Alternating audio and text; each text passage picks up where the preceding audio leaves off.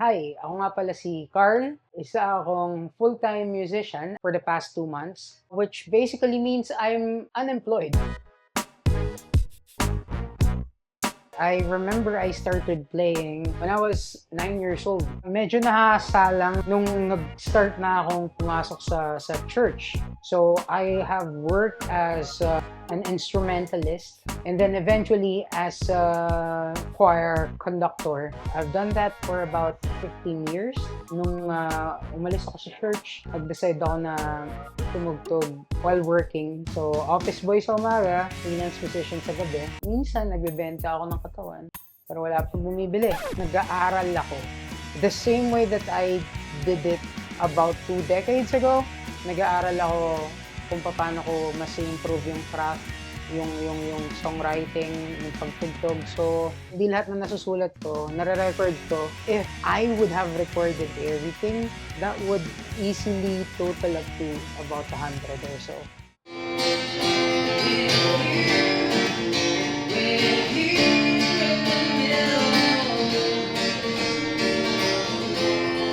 Tinanggap ko na sa sarili ko na hindi ako magkakapera, hindi ako sisikat, hindi ako makaka-receive ng kahit na anong accolade or acknowledgement. Ang growth ko as an artist ay hindi katulad ng nagtanim ka ng buto, tapos umusbong siya as a halaman, eventually naging puno na malago. Ang growth ko as an artist is pagkatanim ko ng buto, tinubuan ako ng sangkaterbang ugat at nagkaroon na ako ng sobrang liit na halaman. Yung underlying na ugat na kumalat is way more important sa kung ano man yung kaya kong ilabas as an artist. If you're a 16-year-old musician, gumawa ka ng gumawa, sumulat ka ng sumulat, feeling ko karapatan ng mundo na magkaroon sila ng chance na marinig ang mga gawa mo kahit ikaw mismo hindi mo na sila maalala.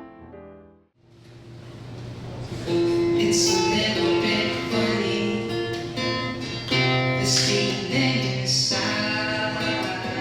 Ang pinakamalaki kong support system would be my wife. Minahal mo yung mga bagay na mahal ko at mahal na mahal kita dahil. Sa mga kids ko, gusto ko lang sabihin sa inyo na pwede kong i-give up tong passion na to para sa inyo.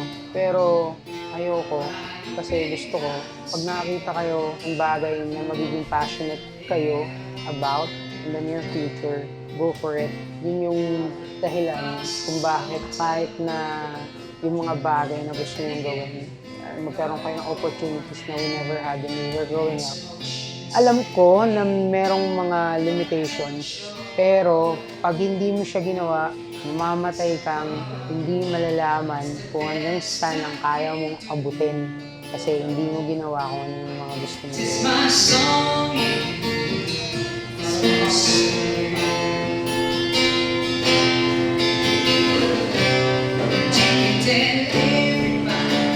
Hindi ko tanda kung ano yung mga handle ko sa mga social media accounts ko, pero pag sinerge nyo yun lalabas yan, Carl Allen Robinson, and sana i-follow nyo ako.